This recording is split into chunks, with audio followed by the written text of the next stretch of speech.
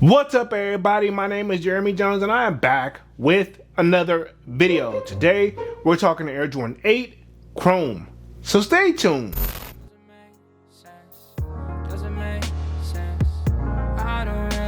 Got a lot of things changing in my life. Hoping one day I'ma get it all right. Brother is engaged, about to start a new life. Yeah, I haven't had a chill day. Really wanna vibe, appreciate the moments. I've been creating, not scrolling. Mom and dad still. Alright, man, I'm back with another video. Now, before I get too deep into this video, y'all already know what to do. Go ahead and hit that like button. It really helps the channel out. And if you know, consider subscribing. I made content about sneakers.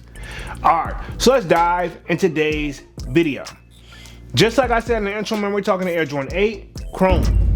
All right, man, we're gonna be keeping things very simple over today. We're gonna be answering the basic old question: are they drip or skip? Let's just keep it there. All right, so first things first, these are released August 29th, to the best of my knowledge, coming in at a retail price of $215, right? Okay, and of course, you know the kid glanced at the resale pricing right now. Look like they're averaging roughly about $255 and up, depending on the size, right? Okay, now, believe it or not, this is actually an OG colorway. Now, I think these originally dropped back, if I'm not mistaken, in 2013. No, actually, shot back in 2003, if I'm not mistaken, and then they came back in 2015, and here we are, we're getting them again in 2026. And if I'm wrong on the dates, feel free to correct the kid down in the comment section. I don't know everything, but yeah, if I'm not mistaken, yeah, 2015 was the last release on these guys, and then before then, it was 2003. But here we are.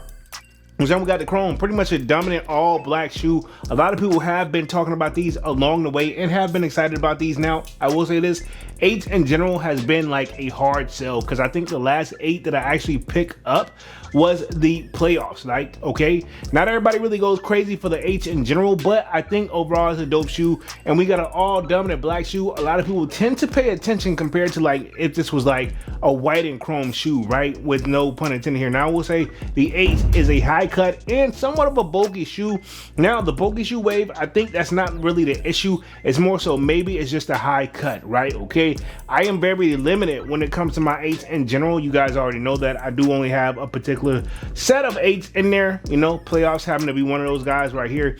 Overall though, I'm gonna say dope shoe. I will say the 8s are comfortable in general.